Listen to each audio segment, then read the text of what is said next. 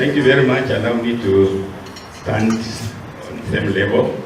Yeah, I'm going to talk about the African Agribusiness Incubators Network. I'm saying that this is a registered company by guarantee. Its mandate is incubating incubators for the purpose of jobs and wealth creation in Africa. We also want to strengthen agribusiness incubation capacity so that we can commercialize agriculture technologies and innovations. Membership is open to incubators, SMEs, associations, and even individuals. This is the history of the AAIN. In 2010, there was an African Union initiative to start agribusinesses in Africa, and 6 countries were chosen. This was a project funded by the Danida government and housed at the FARA, Forum for Agricultural Research in Africa. As you know, FARA is a non-profit research-based organization.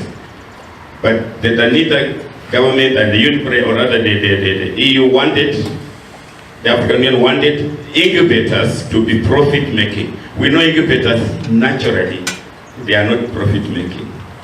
But they brought in this concept that it has to be profit-making. Now this is why the project was coming to an end, towards the end. Then the incubators that they started thought that they wanted to be governed by a profit culture organization. And therefore, the AAIN was born. In 2016, the project of Danida officially wound up, and therefore the AAIN family took the position. It's registered in Agra, but we have branches in Kenya, in South Africa, in Uganda, and others are coming up. But what's an incubator? We can see those pictures. That hen is incubating, and the chicks come up. We're saying that in Kenya, for example, about 400 SMEs, by the report of the National Bureau of Statistics, wound up between 2012 and 2015. And when they do that, then we create unemployment. 1 in 6 youth between 15 and 24 are unemployed. And we're saying, why did they wind up? They wind up probably because they started prematurely. How do small enterprises start in Kenya and in Africa generally? We educate our students. When they leave university or college, they want to be employed. They look for employment, they don't get it, then they jump into self-employment. They are not made for self-employment, so they have failed to get job employment. And that is how they don't do very well, because they are not prepared. And hence, the concept of incubation. So incubation ideally means nurturing a business from that stage up to the last stage.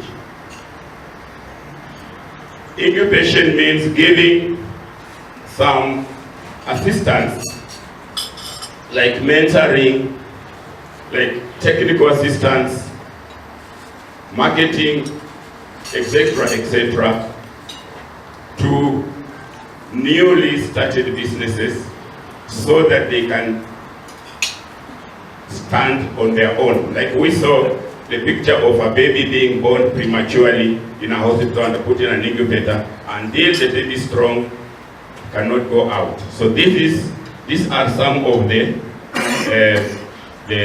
services that incubators give. Now, incubators or incubation has about 3 stages. There is what we call the pre-incubation stage. There is the incubation stage, and there is the post-incubation stage. Those are very important stages. That before you are incubated, you rather be prepared, get ready for incubation, that's the pre. And then in the incubated, and after incubation, you need to be handheld post-incubation. So these are generally the 3 stages of incubation. Now, how does AAIN work then? As I say, AAIN is an incubator of incubators. So we are up there. We incubate incubators. Now those incubators will incubate incubatees. And those incubatees will now start their own businesses to grow them and shall create employment. So that is generally how we work at AAIN. AAIN works on the concept of TOT, if we are familiar with the training of trainers. So we are saying AAIN trains incubators so that the incubators go over there to train the incubatees. The incubatees are trained in how to start, with their businesses, and how job creation is, how we create jobs. In other words, we participate in reducing the mortalities of the small businesses like we saw in the first slide. AAIN is visible. We have done quite a number of works across. I've just picked a few from the internet. We've worked conferences on youth, on women, and generally on incubation. We have worked, I saw FAO was here. We've actually worked with FAO in launching new continental youth employment programs. We have had youth challenges programs. We have worked and we are working with World Bank and the Kenya County governments to explore new frontiers for agribusiness incubation in Kenya. We've had in Ghana, West Africa, we have had youth benefiting through our efforts. And we're saying, so far, these are some of the youth from different countries that have grown their businesses out of our incubation programs and assisting incubators. This is Rwanda, this is Ghana, this is North Africa, somewhere in North Africa, and all these, I wouldn't bring all of them here, but these are some of our success stories.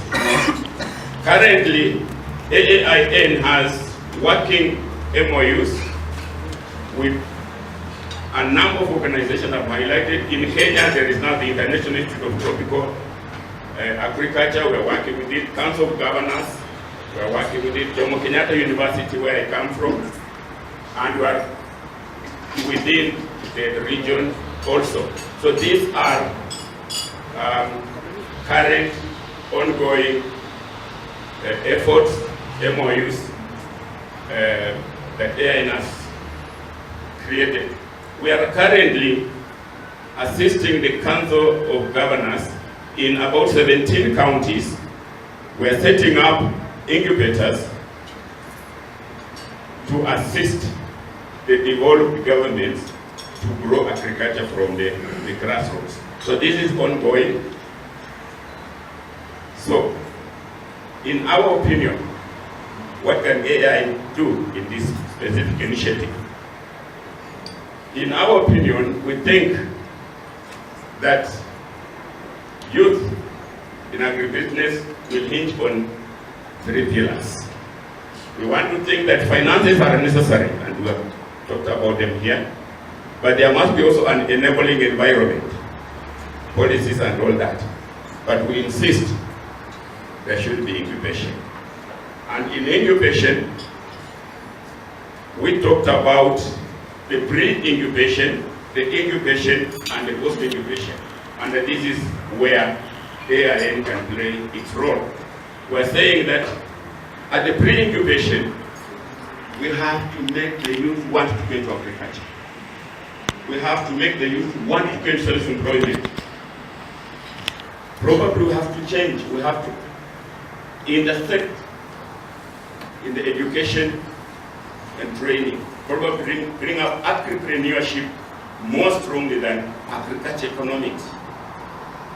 At the incubation stage, we think we can do basics, agribusiness basic, marketing, networking, management, and so on and so forth.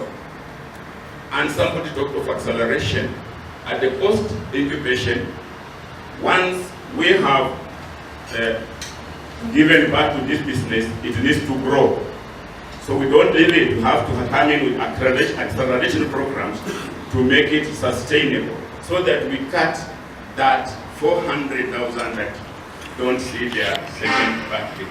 So we are thinking that at the pre-incubation stage, we can work with educational and training institutions to prepare practical agricultural programs and syllabus. I'm happy that we have already started.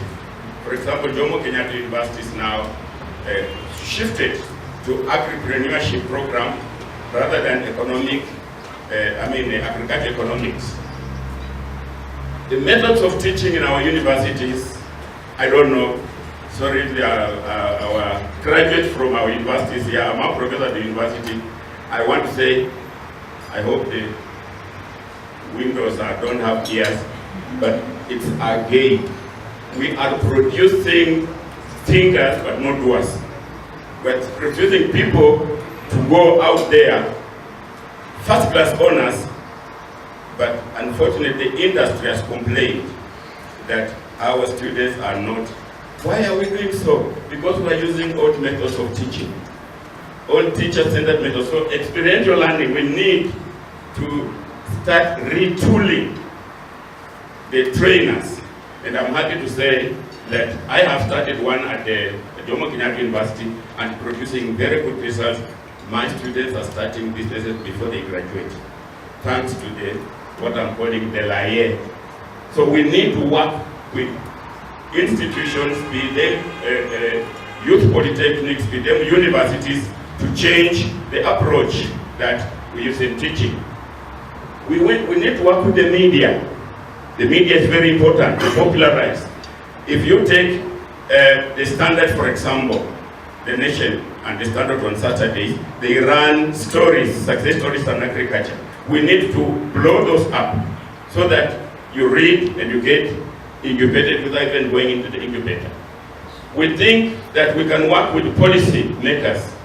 We continue, like the counties, to design incentive programs to attract the youth into agribusiness.